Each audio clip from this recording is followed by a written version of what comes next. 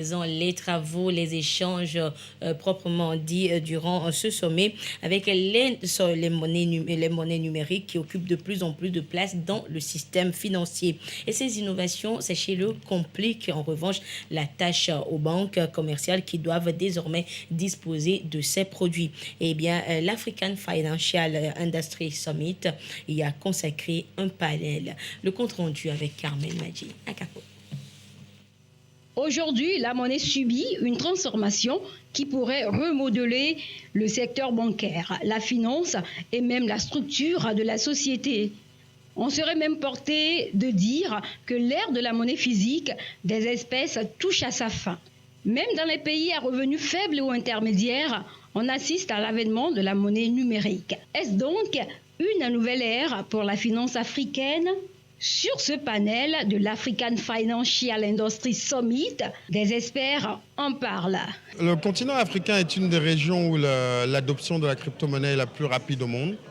Le Nigeria, par exemple, est le deuxième pays au monde avec un des plus gros volumes de trading de Bitcoin, aussi avec le plus grand taux de recherche du mot-clé Bitcoin. Donc, et c'est aussi un actif digital qui a un vrai potentiel pour le continent africain parce qu'aujourd'hui, tout le monde a un téléphone. On a inventé le mobile payment, mobile money, mobile banking et avec des actifs digitaux à la portée de tous, c'est vraiment un boulevard pour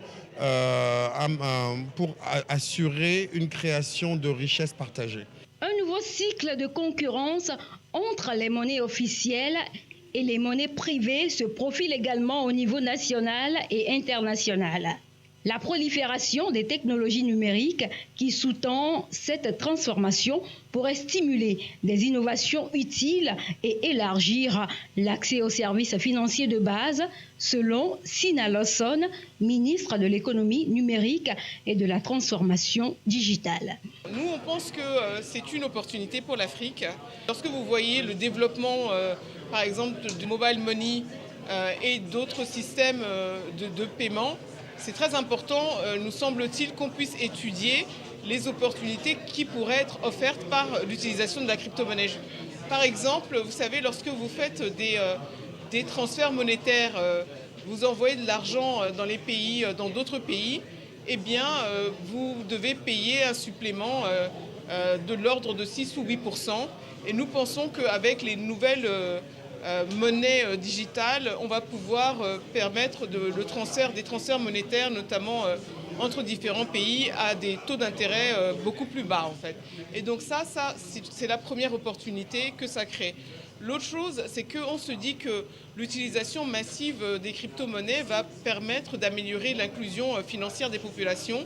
Et ça, c'est aussi un sujet d'actualité sur le continent. Nous, ce qu'on a dit sur le panel, c'était qu'il était important de créer un cadre légal et réglementaire qui soit transparent, qui soit compréhensible par tous et qui puisse donc permettre une adoption beaucoup plus aisée. Les institutions financières traditionnelles, en particulier les banques commerciales, voient leur modèle opérationnel remis en cause. Les nouvelles technologies ouvrent la voie aux banques en ligne qui peuvent atteindre un plus grand nombre de clients. C'est le cas des crypto-monnaies. Les banques centrales émettent déjà des formes numériques de monnaie de banque centrale pour les paiements de détail, ce que l'on appelle les monnaies numériques de banque centrale MNBC.